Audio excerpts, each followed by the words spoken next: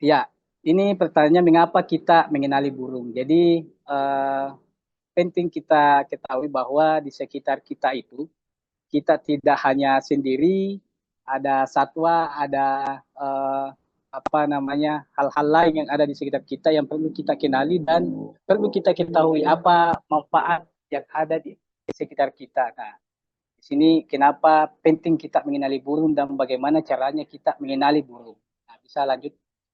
Nah, jadi pertama adalah burung sebagai indikator kualitas lingkungan.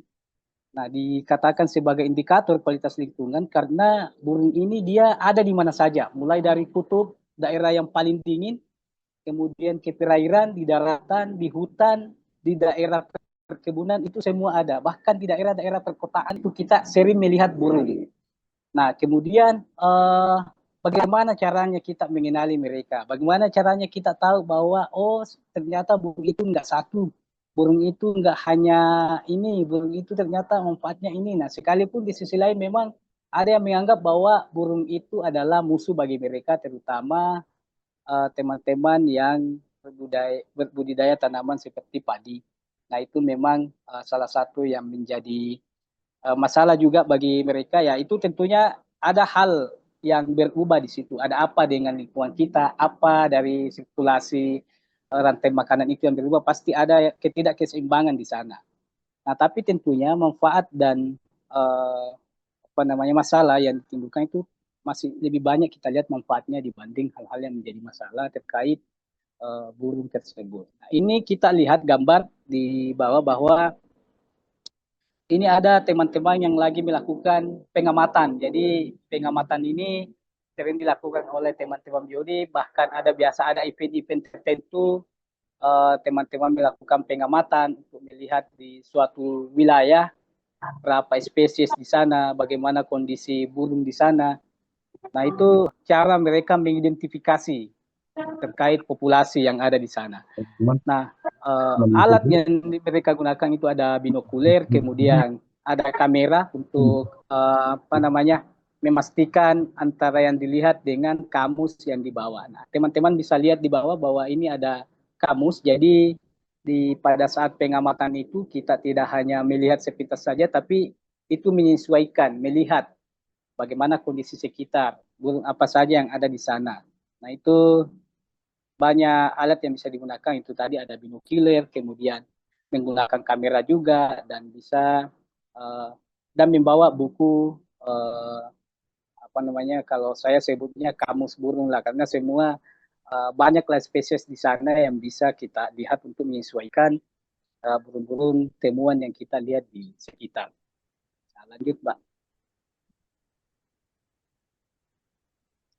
lanjut slide-nya. Ya, jadi tadi kenapa disebut sebagai indikator perubahan lingkungan? Karena pertama tadi ada di semua tipe habitat. Jadi burung dapat ditemukan di mana saja. Nah, contoh ini ilustrasi gambar yang kita lihat saat ini. Kemudian persebarannya secara geografis itu terdokumentasi dengan baik. Jadi data-datanya selalu ada. Berapa spesies saat ini di perairan, kemudian berapa spesies yang ada di hutan, berapa yang endemik, berapa berumur migrang, kemudian itu lengkap sekali datanya. Nah, itu bisa kita dapatkan teman-teman. Jadi saat ini banyak lembaga-lembaga konservasi yang konsen terhadap biodiversity. Jadi sekarang sangat mudah lah kalau teman-teman misalnya ingin mengetahui bagaimana populasi burung saat ini di dunia, di Indonesia, berapa yang endemis, berapa yang terancam punah, itu semua ada. Nah, lanjut. Nah, kemudian burung juga merupakan salah satu posisi yang mempunyai posisi tinggi dalam rantai makanan. Jadi ini salah satu ilustrasinya kita lihat di sana ada tanaman, kemudian tanaman ini dimakan oleh ulat, serangga dan lain-lain dan uh, burung sebagai tingkat ketiga ini. Nah, ini perannya juga membantu mengendalikan ulat, serangga. Nah, kemudian di atasnya lagi ada burung lagi yang memasangnya. Kita lihat ada burung elang dan um, Raja Wali. Nah, selanjutnya.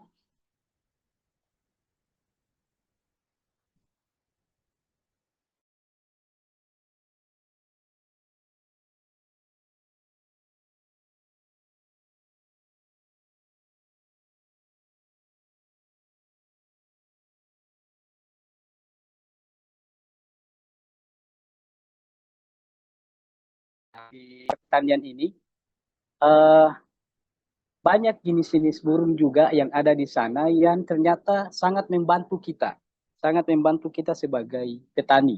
Nah, yang kadang ini kita tidak sadari bahwa ternyata di sekitar kita itu ada namanya predator alami yang bisa membantu kita dalam mengendalikan hama. Nah, contoh kecil kita lihat di gambar ini ada burung hantu. Nah, ini yang lebih gampang kita sampaikan ke petani sekitar, masyarakat sekitar bahwa burung itu sangat membantu kita. Nah, karena kalau burung hantu ini cukup jelas dia kelihatan bahwa memang makanannya adalah tikus selain dia memakan serangga juga. Tapi ini orang lebih mudah melihat ini bahwa si burung hantu ini memang kerjanya dia mencari tikus. Nah, sehingga masyarakat itu mulai sadar bahwa memang burung itu ternyata bermanfaat untuk kita, apalagi yang beraktivitas di lingkup pertanian. Selain pemakan serangga dan ulat, juga pemencar biji-bijian. Jadi burung ini juga di di alam itu membantu kita memencar biji-bijian sehingga tanpa kita ke sana pun melakukan penanaman secara langsung, burung itu sudah cukup berkontribusi untuk menyebar biji-bijian sehingga populasi-populasi di hutan itu selalu bertambah. Kemudian polinator, nah ini sangat penting juga. Jadi burung ini juga sangat membantu kita dalam soal peningkatan produktivitas di lahan pertanian. Contoh misalnya kebun durian, pepaya, kemudian pisang. Nah, burung ini sangat berkontribusi membantu kita untuk melakukan polinator. Jadi dengan dia melakukan polinator sehingga tanaman bisa menjadi berproduksi lebih baik.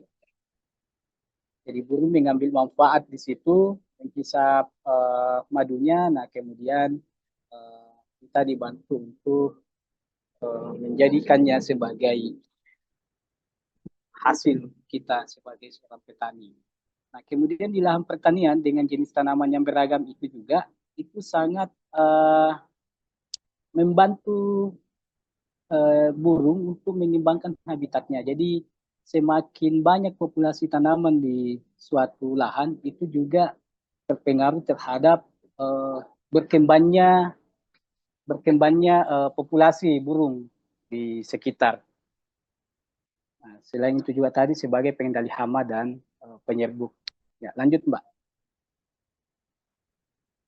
Nah, kemudian jenis burung pemakan serangga. Nah, ini beberapa gambaran saya uh, capture di sini bahwa di sekitar kita itu burung-burung pemakan serangga itu cukup membantu kita di lahan pertanian. Jadi di sini ada panggul kelabu, kemudian ada madu seriganti. Mohon sebentar Mbak ya.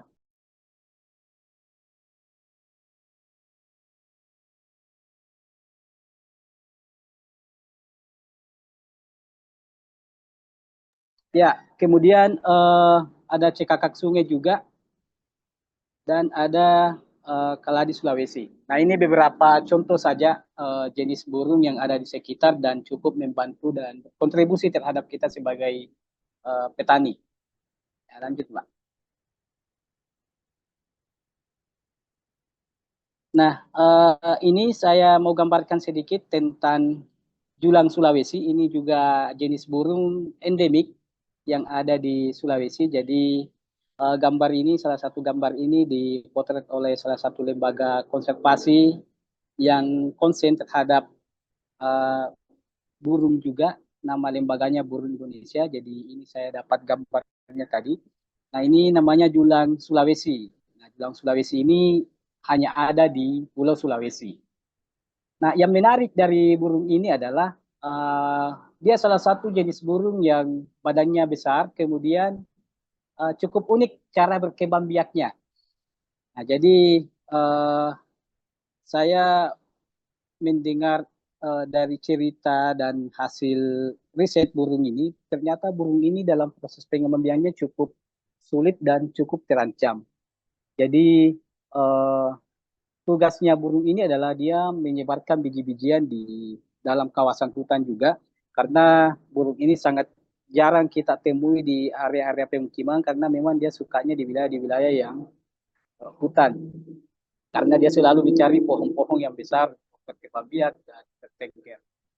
Nah, burung ini proses perkawinannya atau pengembangannya itu saya anggap cukup sulit karena setelah mendapatkan pasangan, burung ini cukup setia. Jadi kalau sudah dapat satu pasangan itu dia tidak mau lagi kemana-mana. Misalnya jantannya mati ya betinanya akan hidup sendiri. Tidak akan lagi kawin dengan jantan lain. Ataupun sebaliknya betinanya mati jantannya juga tidak mau kawin dengan yang lain. Nah biasanya burung ini akan proses perkawinannya itu dimulai di bulan bulan 6, bulan 7 kalau tidak salah. Nah, kemudian dia selalu mencari pohon-pohon yang tinggi dan berlubang. Nah, lubang itu secara alami. Nah, contoh di gambar kedua ini, kita lihat ada lubang dalam satu pohon itu. Nah, itu adalah tempat indukan untuk bertelur dan menyirami telurnya. Nah, di dalam proses ini, setelah penyiraman kurang lebih 3 sampai 4 minggu itu, nah, si indukan ini ternyata dia ganti bulu atau apalah apa istilahnya ya, dia mengganti memperbarui bulunya sehingga tidak bisa kemana-mana. Jadi fokus dia menyirami telurnya, kemudian indukannya di dalam. Nah tugasnya si jantan ini, nah ini nih jantan yang pergi setiap hari mencari biji-bijian, kemudian diantarkan ke lubang dan disuap ke betinanya. Nah ini terus yang terjadi. Kemudian kemampuan bertelurnya itu hanya kurang lebih 3 dalam satu kali proses itu dan kemungkinan menetasnya itu hanya satu. Dan selama pengalaman saya mengikuti jejak teman-teman melakukan penelitian ini ya kejadiannya itu hanya rata-rata satu dalam satu indukan. Nah, eh, yang menjadi ancaman di sini, yang menjadi bahayanya ketika jantannya didapat oleh pemburu atau ditembak. Nah, ini otomatis ketiganya langsung mati karena sudah tidak ada lagi yang menghantarkan makanan untuk sang betina dan otomatis betinanya indukannya mati dan juga anaknya mati. Nah, ini yang paling unik untuk burung julang Sulawesi tersebut dan ancamannya ini cukup tinggi karena beberapa kepercayaan di masyarakat lokal itu menganggap bahwa paru dari burung ini memiliki apa namanya uh, kekuatan-kekuatan tersendiri ketika misalnya mau melakukan aktivitas-aktivitas. Nah, cuma ya sekarang juga pemerintah cukup baik dalam hal ini sangat memperhatikan karena burung ini sudah masuk jenis yang terancam punah. Ya, lanjut.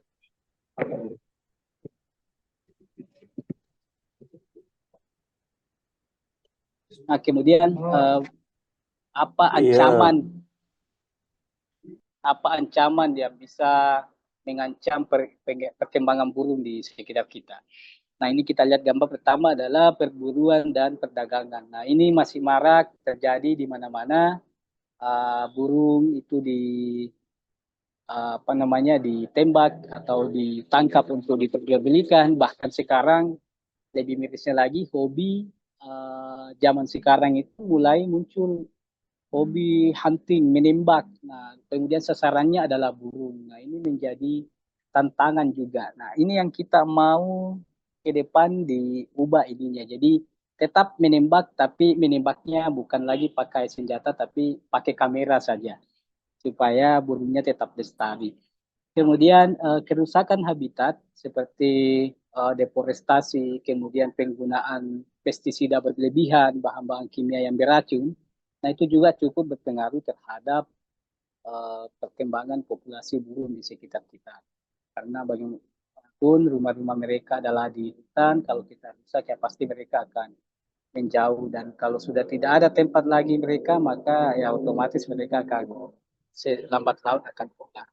Nah, kemudian sampah. Nah, sampah ini juga ini salah satu yang cukup berbahaya juga karena burung ini tidak tahu apa yang dia makan ini berbahaya atau tidak untuk dirinya. Sehingga kalau mereka sampah ini kita buang sembarangan, kemudian bertumpuk di satu tempat di laut misalnya, nah itu cukup berbahaya untuk burung-burung di area-area sana. Lanjut. Nah, kemudian bagaimana solusinya? Nah, ini solusinya yang kita tawarkan dan yang sudah sering dilakukan adalah pertama penyadartahuan.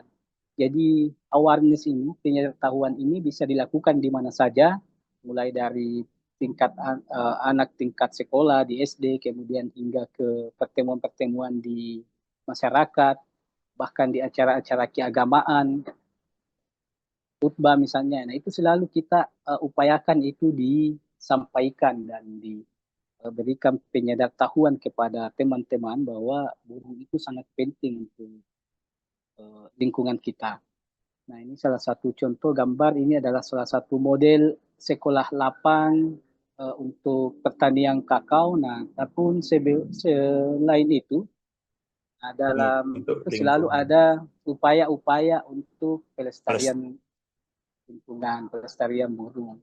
Kemudian upaya lain adalah bagaimana melakukan penanaman-penanaman pohon di area-area yang mengalami deforestasi. Kemudian jika itu komoditi, bagaimana mengelola suatu lahan itu supaya cukup beragam uh, komoditi atau tanaman di dalamnya. Karena itu sangat berpengaruh. Semakin banyak ragam tanaman di dalam atau agroforestry atau tadi menyerupai hutan, nah itu mengundang burung juga di sana. Nah, kemudian kita juga bagaimana mengupayakan supaya kita menanam tanaman-tanaman yang menjadi sumber makanannya, Bu. Nah, kemudian menindak tegas perburuan liar. Nah, ini sekarang-sekarang ini saya capture salah satu berita bagaimana seorang ngambil kebijakan itu melakukan pengawasan dan betul-betul dilakukan penindakan terhadap oknum-oknum yang melakukan perburuan secara sengaja. Nah, kemudian di bawah ini adalah melakukan penangkaran dan pengembang biakan. Nah, ini penting juga dilakukan untuk burung-burung yang cukup sulit dalam proses pengembang biakannya.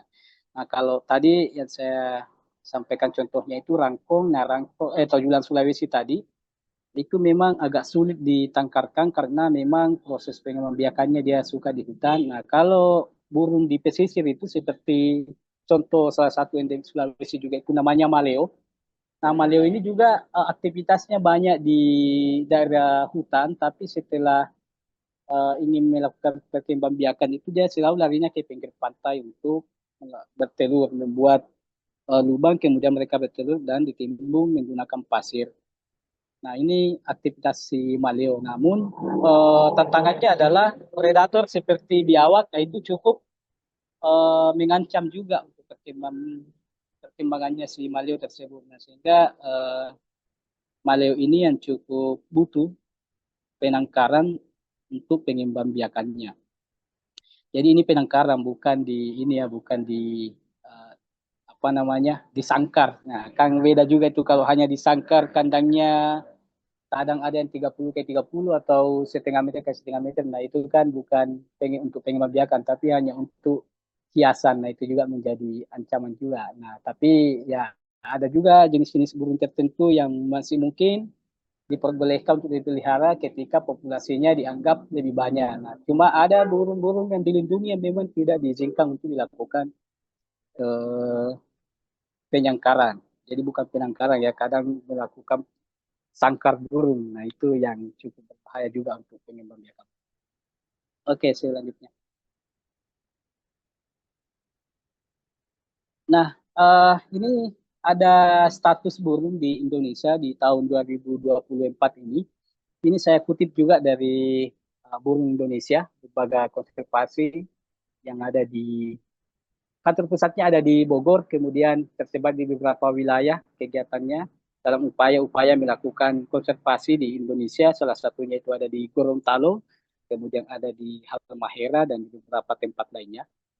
Nah, ini cukup bagus update-nya karena tiap tahun itu selalu merilis informasi-informasi terbaru bagaimana status burung kita saat ini, berapa jumlah spesiesnya, kemudian status konservasinya bagaimana. Nah, ini kita ketahui data 2024 itu ada peningkatan dari tahun 2023. Ini naik menjadi 1.836. Nah, teman-teman ini bisa melihat ini di Instagramnya itu ada namanya Burung Indonesia.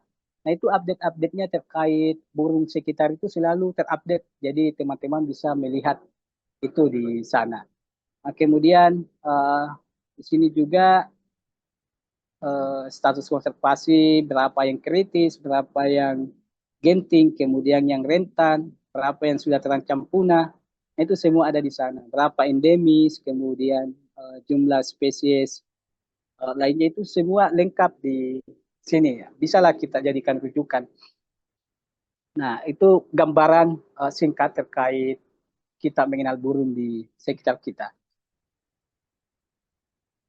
Ya, mungkin itu secara singkat dari saya. Nah, nanti akan lebih diperdalam di sesi diskusi nanti.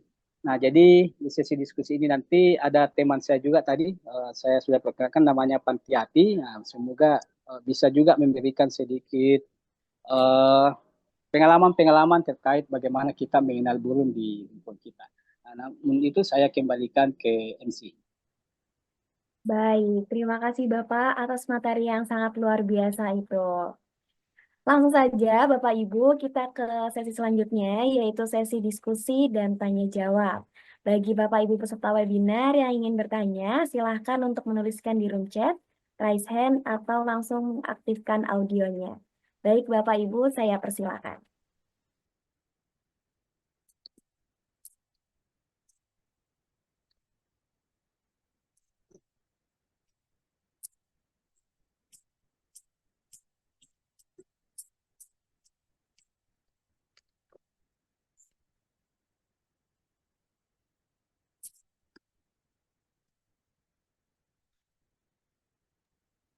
Silahkan Bapak Ibu yang ingin bertanya untuk bisa mengaktifkan audionya secara langsung atau bisa menuliskan di room chat atau bisa raise hand juga.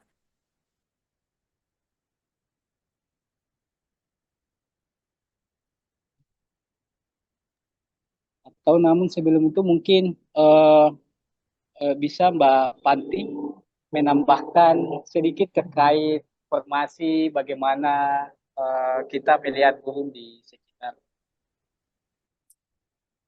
Baik Bapak, boleh. Sambil menunggu mungkin Bapak Ibu menyiapkan pertanyaannya untuk nanti bertanya.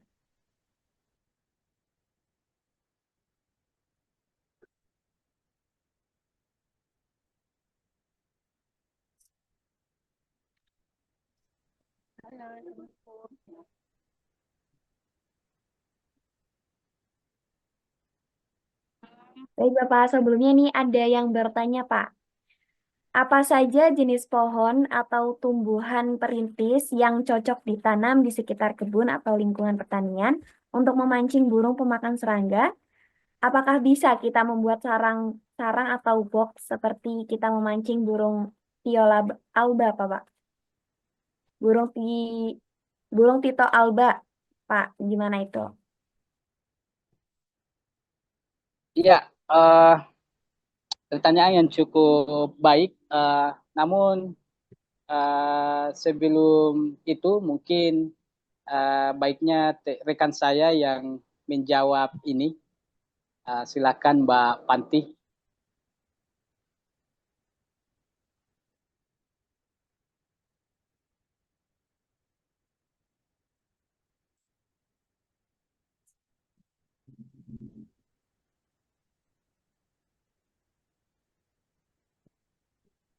Tadi pertanyaannya soal ini ya, soal jenis pohon atau tumbuhan yang cocok ditanam sekitar untuk mancing makan serangga. Uh, Sebenarnya salah satu contoh yang agak mudah tumbuh ya, tanaman perintis tuh kalau teman-teman tahu pohon talok, kalau bahasa Jawanya ada yang bilang namanya pohon ceri. Mohon maaf Ibu, suaranya kecil untuk bisa dibesarkan.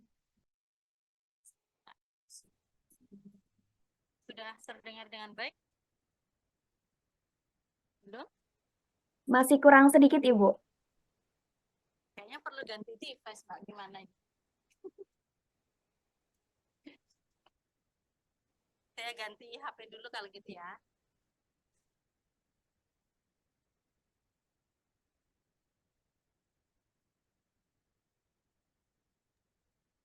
Ya, sambil menunggu Mbak Panti, jadi untuk tanaman perintis tadi memang banyak yang bisa kita jumpai. Kalau di saya itu namanya kersen. Kersen mungkin teman-teman bisa mungkin pernah lihat pohonnya yang merupakan tanaman yang menghasilkan biji-bijian.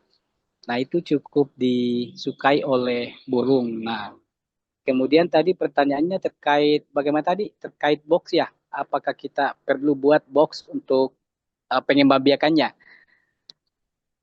Iya betul Pak. Apakah bisa kita membuat sarang-sarang atau box seperti kita Iya, memancing burung kita?